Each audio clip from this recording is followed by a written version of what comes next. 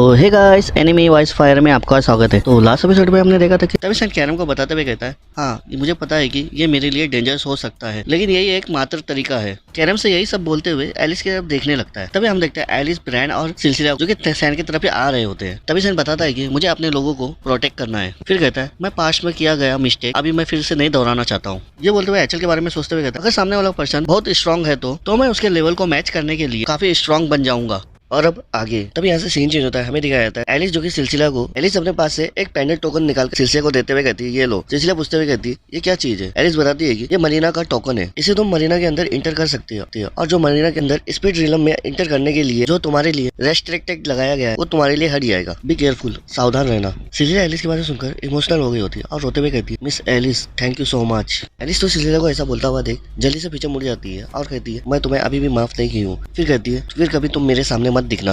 ये सुनने के बाद कहती है, मैं समझ गई और मैं अब जा रही हूँ। एलिस तो सिलसिला की बातें सुनकर वो भी इमोशनल हो गई होती है। बस वो सिलसिला को वहाँ से जाता हुआ ही देख रही होती है और सैन और कैरम भी ऊपर से सिलसिला को जाता हुआ ही देख रहे होते हैं। तभी कैरम पूछती हुई कहती है, क्या तुम पूरी तरह से श्योर हो कि उसे ऐसे ही जाने देना सही रहेगा? फिर कहती है, उसे मार देना ही अभी ठीक रहेगा। फिर सैन बताता है कि मैंने उसे अपने फर्स्ट लाइफ में पहले ही मार चुका हूँ। इस बात पर सोचते हुए उसे मारना जरूरी नहीं था और वो पूरी तरह से टूट चुकी थी मेरी सिस्टर को मारने के बाद से। मैंने इस बार वो बोझ कम कर दिया, इसलिए मुझे पूरा यकीन है कि वो एक दिन इसका रिपे जरूर चुकाएगी। ये बोलते हुए थोड़ी देर पहले की बात याद करने लगता है जो कि सिलसिला के साथ जो बात हुई थी। सैन सिलसिला से कहता है, तुम अच्छी तरह जानती हो कि ये कोई मामूली सी गलती नहीं थी। तभी सिलसिला भी हल्के से मुस्कुराते हुए कहती है, हाँ ये मुझे पता है। यंग मास्टर सैन अपना स्वॉर्ड लेकर सिलसिले के ऊपर जैसे ही अटैक करने जाता है, एलिस तो सैन को अटैक करता हुआ देख के एकदम से घबरा जाती है और चिल्लाते हुए कहती है, ओ नहीं। सैन तो सिलसिला के ऊपर अटैक कर दिया होता है और उसके बॉडी से पूरा खून निकलने लगता है। तभी हमें बताया जाता है सैन ने सिलसिला के लेफ्ट हैंड के कवच पर अटैक किया होता है। फिर सैन सिलसिला से कहता है, तुम आज से सभी के लिए मर चुके हो। फिर कहता है, मैं इसका भुगतान रिपेयर तुमसे बाद में ले लूंगा और जब तक मैं न कहूँ तब तक तुम्हें छुपे रहना होगा।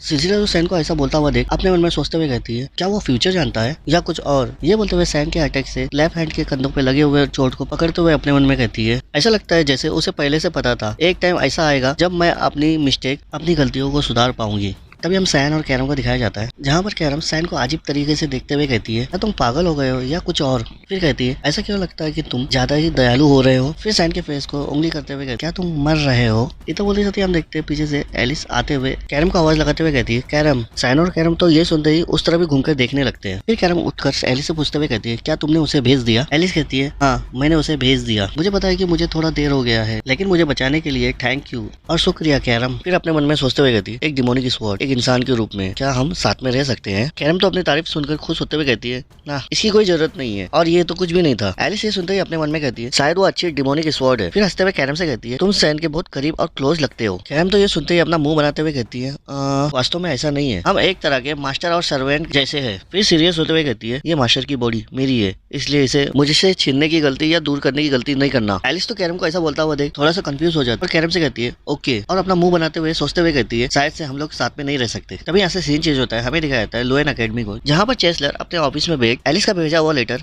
पढ़ रहे होते हैं और उस लेटर में लिखा होता है, डियर डीन कुंडल, मुझे अपने सभी सवालों का जवाब मिल गया है। इसी वजह से मैंने नाइट ऑफ लाइट को छोड़ने का फैसला की हूँ और ये अपने सही रास्ते से भटक गए हैं। जिन लोगों की वो रक्षा करने की कोशिश कर रहे हैं वो सही में सही पर्सन लोग नहीं है और घर की पूरी इच्छा भी भ्रष्ट और करप्ट हो रही है और मेरे फादर बस यही सब होता हुआ देख रहे हैं और मैं जल्द ही आपसे मिलूंगी और मुझे कुछ आपसे बात करनी है। ये मेरे ब्रदर एचएल और क्राउन प्रिंस लुनेल के बारे में है। जब आपसे मैं मिलूंगी तब मैं आपको पूरी जानकारी दे दूंगी, तब तक प्लीज सैन का ख्याल रखना। चेसलर भी अपने मन में सोचते हुए कहते हैं, हमारे दोनों फैमिली में अस्त व्यस्त हो गई है ना एलिस? और तुम आप भी अपने छोटे ब्रदर को लेकर पहले की तरह ही चिंतित हो। फिर उस लेटर को टेबल पर रखते हुए कहते हैं, ठीक है, कम से कम मैं थोड़ा दिखावा तो कर दूंगा और मुझे उसकी परवाह है क्योंकि तुमने मुझे पूछा है। फिर साइड में मुड़कर बोरिस से कहते हैं, सॉरी बोरिस, तुम्हें वेट कराने के लिए। बोरिस कहता है, कोई बात नहीं चेसलर। फिर चेसलर बोरिस से पूछते हुए कहते हैं, अकेडमी में तुम्हारी लाइफ कैसी चल रही है? बोरिस हंसते हुए बताता है कि हाँ, मैं धीरे धीरे इस जगह पर एडजस्ट हो रहा हूँ चेसलर। फिर चेसलर सीरियस होते हुए बोरिस से कहते हैं, मैंने तुम्हें यहाँ बुलाया क्योंकि मुझे किसी चीज के बारे में तुमसे पूछना था। बोरिस से सुनने के बाद कहता है, हाँ क्या बात है चेसलर? फिर चेसलर बोरिस से कहते हैं, तुम मुझे कब बताने जा रहे थे कि तुम मेरे ग्रैंडसन प्रिंस लुनेल के लिए काम कर रहे हो? क्या कोई कारण या रीजन है कि तुम इसे छुपा रहे थे? बोरिस से सुनते ही फेक स्माइल करते हुए कहता है, मैं इसे छुपा नहीं रहा था चेसलर, ये वास्तव में कुछ ऐसा नहीं है जो मेरे काम से रिलेटेड हो। चेसलर भी कहते हैं, फिर क्या तुम मुझे यहाँ आने का पर्पस बताओगे? बोरिस तो अपनी लंबी सांस छोड़ते हुए कहता है, हाँ मैं किसी को ढूंढ रहा हूँ। तभी चेस्लर ये सुनते ही कहते हैं, ठीक है, क्या तुम्हें वो पर्सन मिल गया? बोरिस बताता है कि आई थिंक मुझे ऐसा लगता है। तभी चेस्लर ये सुनते ही एकदम से गुस्सा हो गए और बोरिस को गुस्से से घूर कर देखते हुए कहते हैं, उसे अकेला छोड़ दो। अगर तुम जिस पर्सन को ढूंढ रहे हो वो वही पर्सन है जिसके बारे में मैं सोच रहा हूँ, तो मेरा सुझाव है कि तुम उसे अकेला छोड़ दो। बोरिस तो चेस्लर को ऐसा पावर अनलेस करता हुआ देख थोड़ा सा घबरा जाता है। फिर कहता है, मैं समझ गया चेस्लर। फिर यहाँ से सीन चेंज होकर थोड़ी देर बाद एक गार्डन का सीन दिखाया जाता है जहाँ पर बोरिस एक जगह में बैठ क्राउन प्रिंस को लेटर लिखते हुए कहता है, मुझे चेस्लर से इस तरह का रिएक्शन का उम्मीद नहीं था। ऐसा लगता है कि सैन ने अपने लिए बहुत अच्छे कनेक्शन बनाए रखे हैं और ये कितना इंटरेस्टिंग बच्चा है। फिर उस लेटर में और रिपोर्ट लिखते हुए कहता है, हाँ, रिपोर्ट करने के लिए हमेशा नई नई बातें होती रहती है। ये बोलते हुए उस लेटर को लिखकर भेज देता है। तभी बोरिस के पास रखा हुआ बुक में से हिस्किरिया पूछते हुए कहता है, अब तुम क्या करने वाले हो? फिर कहता है, अगर कोई और इंसान इसमें इन्वॉल्व हो गया, इससे निपटना बहुत मुश्किल हो जाएगा। बोरिस कहता है, मुझे पता है हिस्किरिया। फिर हिस्किरिया कहता है, आपको और भी केयरफुल रहना होगा। और केरम मेरी जैसी नहीं रही, उसके पास वास्तव में एक फिजिकल बॉडी है। बोरिस तो ये सुनने के बाद कहता है, फिर मैं पहले उनके जितने भी कनेक्शन है उसे तोड़ दूंगा। हिस्किरिया ये सुनते ही कहता है, ओह, ये तो अच्छी बात है। फिर बोरिस आगे बताते हुए कहता है, इसे मुझ पर छोड़ दो हिस्किरिया। तभी पीछे से मिस सरिका आते हुए कहती है, क्या आप मुझसे मिलना चाहते थे मिस्टर बोरिस? बोरिस तो ये सुनकर उस जगह से उठते हुए कहता है, आपका यहाँ आने के लिए थैंक यू मिस सरिका। तभी मिस सरिका भी कहती, मैं भी आपसे मिलना चाहती थी मिस्टर बोरिस। तभी बोरिस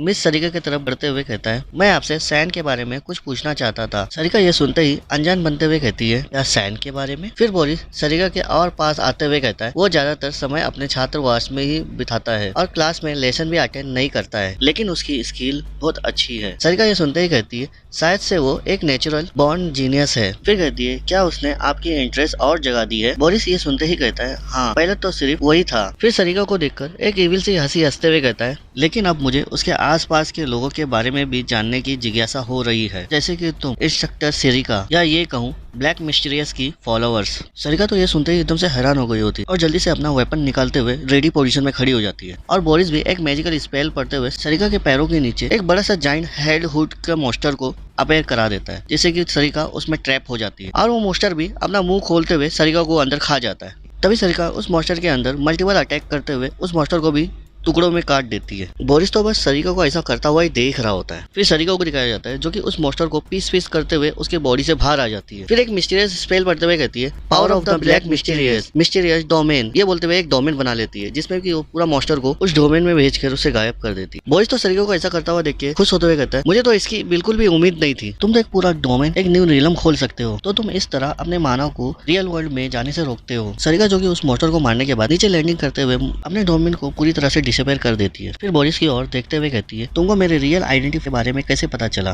फिर कहती है, लेकिन तुम्हें यह पता होगा ना कि इसकी कीमत तुम्हारी जान से चुकानी होगी।